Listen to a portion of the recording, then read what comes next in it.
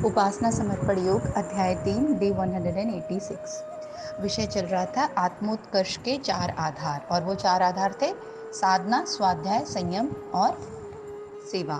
तो साधना में भी गुरुदेव ने क्या बताया कि 3 पार्ट में साधना होती है। सबसे पहले उपासना होती है, फिर साधना का क्रम होता है और फाइनल साधना का क्रम तब पूरा होता है जब हम अपने अंदर की दुष्ट प्रवृत्तियों को हटाकर वहाँ पे सत्प्रवृत्तियाँ या अच्छे संस्कार को स्टेब्लिश कर देते हैं, तो वो फाइनल साधना कंप्लीट होती है।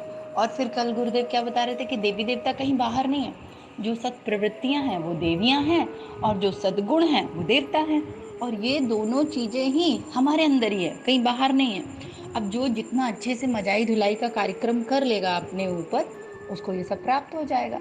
तो यही गुरुदेव बता रहे थे। और जो धर्म, अच्छा, कोई भी धर्म होता है उसमें सब में साधना और उपासना का क्रम होता ही है, भले ही मेथड अलग अलग हो, लेकिन सभी धर्म, सभी संप्रदाय जो अलग अलग भगवान या देवी देवताओं को मानते हैं, वो हर व्यक्ति, देखो आप पाओगे हर संप्रदाय में कि कोई ना कोई उपासना का और नित्य रखा गया है।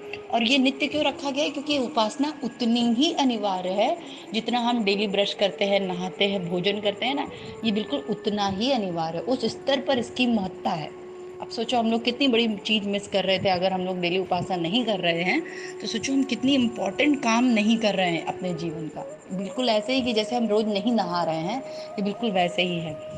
आगे गुरुदेव कहते हैं कि उपासना मात्र कर्मकांड नहीं है, वह तो आत्म चेतना को परमात्म चेतना के संपर्क में लाने की विद्या है। बिल्कुल। हम लोग को अच्छा, एक और गड़बड़ क्या होती है, कई लोग हैं जो बहुत उपासना कर लेते हैं, लेकिन उपासना मतलब सिर्फ ये नहीं है कि कर्म कांड पूरे कर लिए, दिया रख लिया, घंटी बजा दी, चंदन लगा दिया भगवान जी को, अच्छा अच्छा रख दिया, भोग वोग लगा दिया, ये तो इम्पोर्टेंट है। लेकिन अगर इसके पीछे भावनाएं नहीं है, अगर हमारी आत्मा उस परम तत्व से, उस परमात्मा के साथ एक रूप नहीं हो रही है, प्रेम नहीं डेवलप हो रहा, उनके प्रति श्रद्धा नहीं जागृत हो रही है, तो ये कर्मकांड सिर्फ स्टेप्स रह जाएंगे। स्टेप नहीं फॉलो करते, स्टेप 1 दिया जलाओ, स्टेप 2 चंदन लगाओ, स्टेप 3 ऐसे रोबोटिक तरीके से। तो उसमें भावना होनी इंपॉर्टेंट है। अच्छा, मान लो कि शुरू में रोबोटिक तरीके से ही शुरू करते हैं, ठीक है, मान लेते हैं शुरू में श्रद्धा विश्वास नहीं, लेकिन शुरू करो, धीरे धीरे करते करते जो है ना भावना डेवलप होने लगेगी।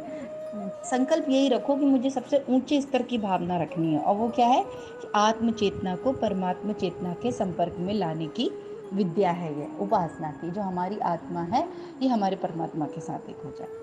जहाँ लोग उसे स्थूल कर्मकांड तक ही सीमित मान लेते हैं, उपासना सही अर्थों में उपासना नहीं रह जाती। उपासना भाव भरी मनोभूमि से की जाती है, तभी उसका लाभ मिलता है। हाँ, और ये भी सही बात है, देखो हम लोगों ने घरों में देखा है बहुत पूजा, मैंने तो बचपन से देखा है, बाबा रे इतनी पूजा, दुनिया जहान के स्टेप्स रूल्स, ऐसा है आज ये वाली तिथि है, आज बोले वो वाला विधि है, ये वाला अच्छा मुहूर्त है, वाला खराब मुहूर्त है। ठीक है, ये सब चीज़ें बहुत वैल्यूएबल है और सही भी हैं, हमारे ऋषियों ने बताई हैं ये सारी चीज़ें। लेकिन उसके बाद अगर जीवन में कुछ नहीं बदला, जीवन में अभी भी हम एक दूसरे से ईर्ष्या करते हैं, घृणा करते हैं, निंदा करते हैं, आत्मोत्सर्ग भूतेषु, पता ही नहीं चला हमें, हमें पता ही नहीं है कि ये वसुधैव कुटुंबकम वाली भावना ही नहीं आई। हम बस रोज घंटी बजाते हैं, हमको पूरा शिव तांडव स्रोत याद है, नमामि मीशान, दुनिया भर के मंत्र वंत्र सब जानते हैं अपन, लेकिन कुछ फीलिंग्स नहीं है अपनी आत्मा को परमात्मा के साथ एक होने की भावना। अच्छा, ये कैसे पता चलेगा कि आपकी आत्मा परमात्मा के साथ एक हो गई है? जब आपको संपूर्ण विश्व अपना स्वरूप नजर आने लगेगा। असली आध्यात्म यही है। असली आध्यात्म ये नहीं है कि सिर्फ घंटी बजा दी और बता दिया कि हाँ अब हम और भगवान एक हो गए। वो तो भक्ति है ही, पर भक्ति जो हम अपने साकार इष्ट की करते हैं, कृष्ण की कर रहे हैं, राम की कर रहे हैं, हनुमान की कर रहे हैं, शिव जी की कर रहे हैं, दुर्गा मैया की कर रहे हैं, वो तो मूर्ति पूजा हो गई। वो ठीक है, भावना के लिए वो अच्छी बात है, भगवान के पास बैठना और उनके साथ एक रूपता करना। लेकिन फिर फाइनली ये भी समझना कि भगवान वहाँ मूर्ति में अकेले नहीं है, वहाँ तो हम लोग अपने दुष्प्रवृत्ति और साधना करने के लिए बैठते हैं। ये आत्मवत सर्वभूतेषु वाली बात, कि ये संपूर्ण विश्व ब्रह्मांड ही उनका स्वरूप है, वो कण कण में व्याप्त है। इसलिए मुझे मेरा भी ध्यान रखना है, मेरे भी इस स्थूल शरीर को मंदिर की तरह बिहेव करना है, इसमें भी गंदगी नहीं आनी चाहिए, और संसार में भी लोगों के साथ अच्छा व्यवहार करना है, संसार में भी समझना है कि सब कुछ परमात्मामय है। तो ये लेकिन अंडरस्टैंडिंग डेवलप हो तब तो समझ में आए कि हाँ उपासना साधना अच्छी चल रही है। आगे गुरुदेव कहते हैं कि अपने देश में उपासना की अनेक विधियां प्रचलित हैं, किंतु उन सब में गायत्री उपासना सर्वश्रेष्ठ मानी गई है। उसका कारण यह भी है कि गायत्री मंत्र में ईश्वर का कोई नाम विशेष नहीं है, उसे गुण विशेष के रूप में याद किया गया है। वाह, कितना सुंदर है ये, देखिए कितनी सुंदर बात है। अब जैसा कि गुरुदेव ने बताया, हर देश में, हर संप्रदाय में लोग अलग अलग तरीके की पद्धतियां प्रयोग में लाते हैं उपासना की, तो कोई दिक्कत नहीं। भारत में कौन सी उपासना प्रचलित है, तो गुरुदेव कहते हैं कि भारत में जो है गायत्री मंत्र को बहुत महत्व दिया गया है। मैक्सिमम लोग गायत्री मंत्र जपते हैं, मतलब गायत्री मंत्र को इतना ओपन किया गया। उसका कारण क्या है कि गायत्री मंत्र में किसी एक विशेष भगवान की आराधना नहीं की जा रही, नाम और रूप की, ऐसे समझिएगा। नाम और रूप कैसे होता है, जैसे कृष्ण है, शिव है, मैया है, या और भी कोई इष्ट ले लें अपने, हाँ, उनको उनके स्पेशल जैसे स्वरूप की चर्चा नहीं हो रही है मंत्र में। मंत्रों की बात कर रहे हैं हम, गायत्री माता की फोटो की बात नहीं कर रहे। कि मंत्र में जो अर्थ है, ओम भूर्भुवः स्वः तत्सवितुर्वरेण्यम, है ना, भर्गो देवस्य धीमहि धियो यो नः प्रचोदयात्, इसमें किसी भगवान विशेष के स्वरूप की, रूप की, नाम की ऐसी चर्चा नहीं हो रही है। देखिए, इसमें एक कलेक्टिव प्रार्थना हो रही है उस परम पिता परमेश्वर से, और उन परम पिता परमेश्वर के गुणों की चर्चा हो रही है। उस परमात्म स्वरूप, ज्ञान स्वरूप, पाप नाशक, बुद्धि नाशक, ऐसे ऐसे है ना गायत्री मंत्र का मीनिंग। परमात्मा को हम अपने अंतरात्मा में धारण करें, तो किसको धारण कर रहे हैं? वो ज्ञान स्वरूप, प्रकाश स्वरूप, सद्बुद्धि वाले, जो पापों का नाश करते हैं, जो दुखों से ऊपर उठाते हैं, जो सुख की वृद्धि कराते हैं। तब इसमें कहीं देखिए कोई नाम आ रहा है कि ये वाले पर्टिकुलर भगवान है जो पापों का नाश कराते हैं? नहीं, उस परम पिता, एक प्रकार से समझिए ब्रह्म की आराधना है। सविता, देवता और सावित्री और गायत्री, ये सब क्या क्या क्या कहते हैं, गायत्री मंत्र जो है ब्रह्म प्राप्ति का मंत्र है। और ब्रह्म कैसे है? निराकार, निर्गुण। तो ये उस परम ब्रह्म परमात्मा की, जो ईश्वर की जो निराकार वाला जो स्वरूप है, उसके जो गुण है, उसको इस मंत्र में लिया गया है, गायत्री मंत्र में। और फिर इतना शानदार है कि देखिए, इसमें कोई ऐसी पर्टिकुलर कामना भी नहीं की जा रही है। गायत्री मंत्र में एक और अच्छी खासियत देखिए क्या है, हम कोई कुछ मांग ऐसा भी नहीं रहे कि कुछ भौतिक है या कोई विशेष इच्छा की जा रही है। हम प्रार्थना कर रहे हैं, और प्रार्थना में सिर्फ और सिर्फ सद्बुद्धि की प्रार्थना होती है। प्रार्थना में, प्रार्थना मांगना नहीं होता, प्रार्थना अंतःकरण से निकली हुई एक पुकार होती है। और ये मंत्र सिर्फ एक पुकार है कि सबको सन्मार्ग पे प्रेरित करे। हे प्रभु, सबको सद्बुद्धि दीजिए। और देखिए, सबका है, कलेक्टिव है। ऐसा नहीं कि किसी एक दो को करिए और बाकियों को छोड़ दीजिए, या पर्टिकुलर ये वाला काम कर दीजिए और ये वाले रात में। ये एक कलेक्टिव लेवल पे सारी चीजें एक साथ अगर एक ही मंत्र में कहीं आपको चाहिए, तो गायत्री मंत्र में आपको मिल जाएगी।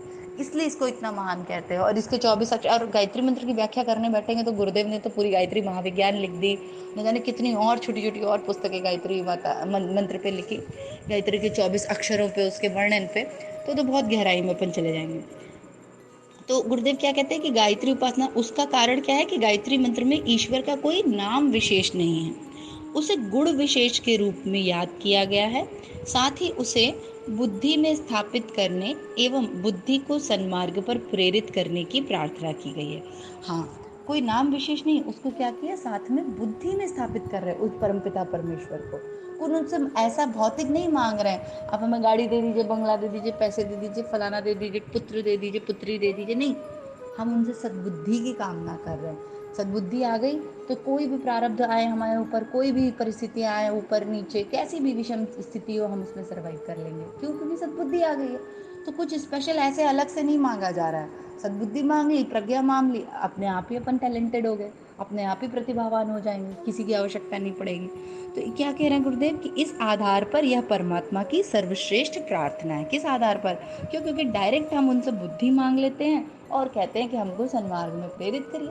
अब जब हमने बुद्धि, सबसे ऊंची चीज गायत्री महाविज्ञान में लिखा है, ठाकुर रामकृष्ण परमहंस या विवेकानंद जी ने किसी ने कहा, परमात्मा से वैसे तो मांगने योग्य बहुत सी चीजें गायत्री महाविज्ञान में है, महापुरुषों की वाणियां करके, कि परमात्मा से मांगने योग्य वैसे तो बहुत ढेर सारी चीज हैं, कुछ भी मांग सकते हो, लेकिन उसमें भी जो सबसे परम चीज है वो है बुद्धि, सद्बुद्धि। अगर भगवान, स्वामी विवेकानंद जी ने शायद कहा है कि अगर भगवान से कुछ मांगना ही है तो उनसे सदैव सद्बुद्धि मांगे, सदैव। और गायत्री मंत्र सद्बुद्धि का मंत्र है, तो इसलिए इसको जपे। क्यों? क्योंकि सद्बुद्धि, आपने कोई एक दो चीज भौतिक जगत की मांग ली, उसके बाद क्या करोगे?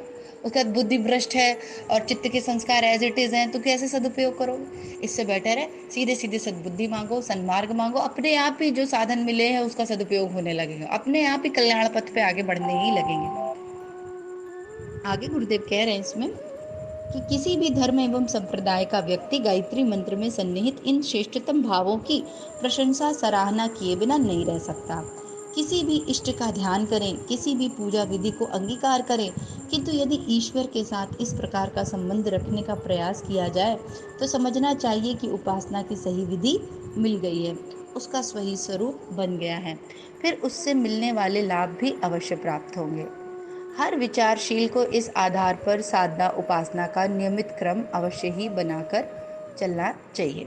क्या बोल रहे गुरुदेव कि अगर आपने ये डिसाइड कर लिया, जैसे कोई भी इष्ट का ध्यान करें, पूजा विधि अंगीकार करें, गुरुदेव कह रहे कोई भी आप अपने गुरु को ध्यान करिए, कोई भी भगवान है आपके प्रिय उनका ध्यान करिए, लेकिन मंत्र गायत्री जपिए। इससे क्या फायदा होगा? जो भी राम को मानते हैं राम को मानिए, शिव को मानते हैं शिव को मानिए, कृष्ण को मानते हैं कृष्ण को मानिए, गायत्री मंत्र जपिए, लेकिन उन्हीं के भाव से जप लीजिए, उन्हीं से कह दीजिए।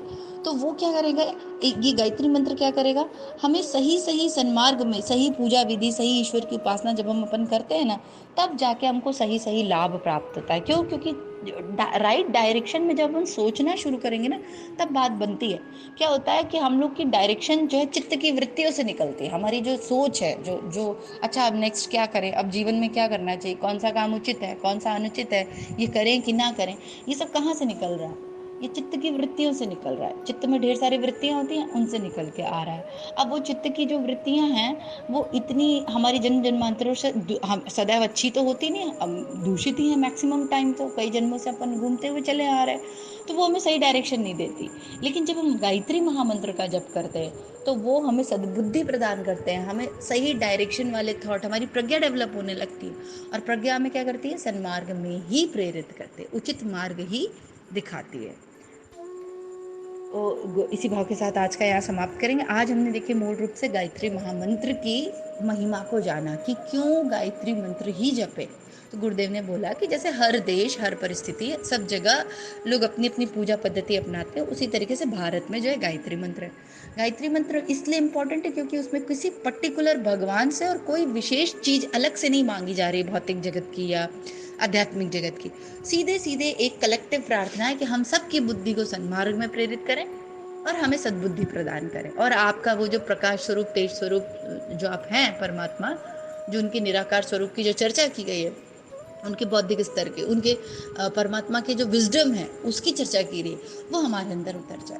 तो इसी भाव के साथ कि डेली देखिए हम लोग गायत्री मंत्र करते ही हैं, तो आज तो यही भाव रहा है कि गायत्री मंत्र का जो सही सच्चा अर्थ है ना, वो जीवन में उतर ही जाए, है ना, और उतर गया है ऐसी भावना करें कि गायत्री मंत्र का सच्चा मीनिंग जो है कि वो हम सभी को परमात्मा सन्मार्ग में प्रेरित करें, और हम सभी में प्रज्ञा डेवलप हो रही है ना, रितंबरा डेवलप हो रही है, बुद्धि डेवलप हो रही है, विजडम आ रहा है, ऐसा। ठीक है।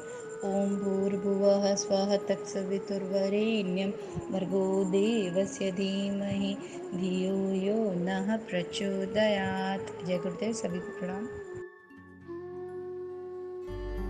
हमारे YouTube चैनल को सब्सक्राइब करें और बेल आइकन को दबाकर ऑल पर क्लिक करें ताकि नोटिफिकेशंस आपको मिलती रहें।